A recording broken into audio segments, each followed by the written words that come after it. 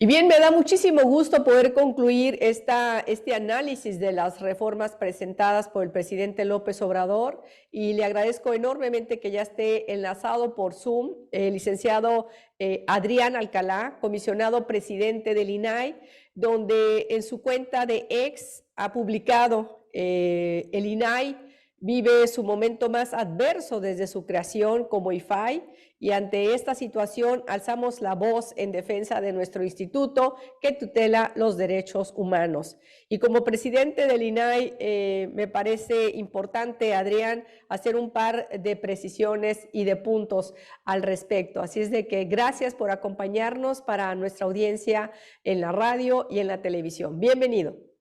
Al contrario, Rosa, muy buen día. Gracias por el espacio, la oportunidad de dirigirme a ti y a tu audiencia en Mexicali, Tijuana y demás ciudades en donde tienes la penetración, para hablar de temas tan importantes, no solamente desde el centro de la República, desde la capital del país, sino temas que impactan a nivel nacional, porque lo que están en juego en estas reformas constitucionales o estas iniciativas de reforma es la tutela, la defensa, la garantía de dos derechos fundamentales, el de la protección de datos personales y el de acceso a la información. En esta iniciativa se pretende efectivamente una regresión de más de 20 años en el ejercicio de estos derechos. Justo este 7 de febrero se cumplen 10 años de la reforma constitucional que dio vida precisamente al Instituto Nacional como garante constitucionalmente autónomo de estos dos derechos con penetración a nivel nacional, con múltiples facultades. Y hoy, a través de la iniciativa que el día lunes presentó el presidente de la República, nos vuelve a una regresión de más de 20 años. ¿Por qué? Porque hace 10 años contábamos con leyes de transparencia en todo el territorio mexicano, contábamos con órganos o organismos que garantizaban estos dos derechos, y a nivel federal teníamos un órgano descentralizado de la Administración Pública Federal, que era el famoso IFAI, o el conocido como IFAI, que operó del 2002 al 2014. Pero lo que pretende esta iniciativa es ni siquiera que exista un órgano u organismo que garantice, ni en la Administración Pública Federal, entiéndase secretarías de Estado, órganos descentralizados como el IMSS, órganos obviamente paraestatales como Pemex, etcétera, que garanticen el derecho, sino únicamente pretenden dejárselo a la Oficina de Control Interno. Y los datos personales lo mismo. Entonces, ¿qué significa esto? Pues va a haber una regresión. El artículo primero de nuestra Constitución establece que los derechos humanos, como lo son el de acceso a la información, el de protección de datos personales, siempre deben de avanzar de una manera progresiva y nunca regresar. Esta iniciativa, reitero, atenta contra ello porque ya no habría organismos especializados, imparciales, autónomos que garantizaran.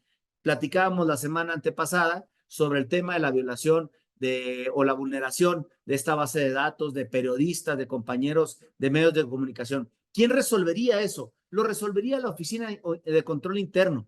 ¿Qué significa eso? Pues sería juez y parte prácticamente. Correcto. También otra de las cosas, porque el público que te sigue a ti es especializado en materias empresariales, se estaría atentando contra el tratado o el Telecán, el famoso Telecán, que trae obligaciones de garantizar a través de organismos imparciales, autónomos, la transparencia y la protección de los datos personales. Y esto es muy importante por el flujo transfronterizo que existe entre las tres naciones. México también está adherido al convenio de Europa, de la Unión Europea, en donde hay un flujo seguro de datos personales. Entonces, atentaría contra obligaciones del Estado mexicano. Y efectivamente, hoy el INAI vive su momento más complejo en la historia desde que se creó el IFAI en 2002 a la fecha. Sin embargo, tenemos que ser contundentes. Vamos a defender a la institución, vamos a defender los dos derechos, ¿sí? A través, obviamente, de manifestarle a la gente que no es cierto lo que dice el presidente en el sentido de que con el destino de estos 1,097 millones de pesos que nosotros como INAI ejercemos en este presupuesto, va a satisfacer las pensiones. Las pensiones es un tema importantísimo y nuestros adultos necesitan precisamente de una pensión digna al momento de su jubilación. Pero esto no significa que con ello se vaya a cumplir. Repito, atentaría contra nuestras facultades y que esté en riesgo, pues que la gente no conozca los presupuestos, no conozca a las personas que ejercen el presupuesto público, las funciones, las atribuciones, y estaría en manos de una sola persona, que sería el titular de esa entidad, pues obviamente la transparencia y cómo se publica la información. Así es. Sí, dábamos cuenta los dos participantes al arranque del programa, el análisis que hizo IMCO y el propio que hace el Consejo a través de la empresa de Grupo Consultor Agroalimentario. Ahí está afectando pues el TEMEC, ¿no? Prácticamente el convenio que tenemos, el acuerdo que tenemos comercial con nuestros principales socios comerciales.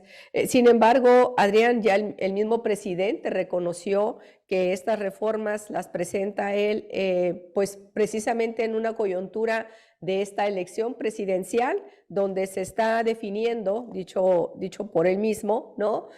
Dos modelos de país. Entonces, pues hay que recordar que la propia Constitución, que es la que nos prevalece en este momento, pues impide que se hagan modificaciones electorales, impide que el presidente participe de manera tan directa en el proceso y sin embargo lo sigue haciendo. Entonces, ante esta coyuntura, bueno, pues como tú bien lo apuntas, son un momento muy adverso no solamente para el INAI, sino para todo el andamiaje constitucional. Exactamente, y lo que está en juego, reitero, son derechos fundamentales. Ujú, Imagínense que hoy alguien, algún médico, alguna doctora, diera sus datos personales a terceras personas, ¿ante ujú. quién acudirían? O, por Así es. ejemplo, en una escuela primaria se revelan datos personales de una familia, ¿ante quién acude Ujú. la familia? Y Así también, es. por ejemplo, si yo quiero conocer cuál es el presupuesto de Mexicali para pavimentación, para alumbrado público, cuántas patrullas se destinan para patrullaje de tránsito, Ujú, cuestiones que no ujú, comprometen la seguridad de del propio Mexicali, ¿quién lo garantizaría? Nadie lo garantizaría, quedaría a expensas del así es. propio titular y el derecho sería heterogéneo entre Ujú, una ciudad y otra y entre una propia dependencia y otra dependencia. Imagínense quién nos garantizaría que la Secretaría de la Defensa Nacional, que por cierto, el día de ayer ujú. la Suprema Corte de Justicia de la Nación ordenó que la A la Secretaría de la Secretaría de Defensa Nacional Hacienda. la Secretaría de la Defensa Nacional hiciera públicos los Ujú. contratos de Pegasus. ¿Quién lo garantizaría si no estuviera el INAI? ¿Quién Así es. garantizaría que los contratos que están operando en una concesión en Quintana Roo, que están dañando el ecosistema, toda la parte ecológica, dieran a conocer los contratos? Nosotros, porque nosotros fuimos los que ordenamos que se abriera esa información precisamente para hacer un ejercicio de rendición de cuentas. Así es, hay que recordar que gracias al INAI y a la estructura, pues existen los sujetos obligados a transparentar toda esta información y nosotros los ciudadanos tenemos la garantía de que se nos dé esa información. Al final del contexto, pues son recursos públicos que vienen de nuestros impuestos y debemos de saber dónde se están utilizando. Adrián, sé que la batalla va a ser larga. ¿Qué continúa para ti? Y hay que decir que de los consejeros, ahorita son 4 nada más. Está pendiente todavía la designación de otros 2 más, según recuerdo. De dos más que se pueden designar y una tercera Ujú. vacante que está Sí, ahorita suspendida por un juicio de amparo. ¿Qué es lo que sí, sigue para nosotros? Seguir en la sí. defensa de la institución. Okay. Esto lo haremos, obviamente, en un debate abierto.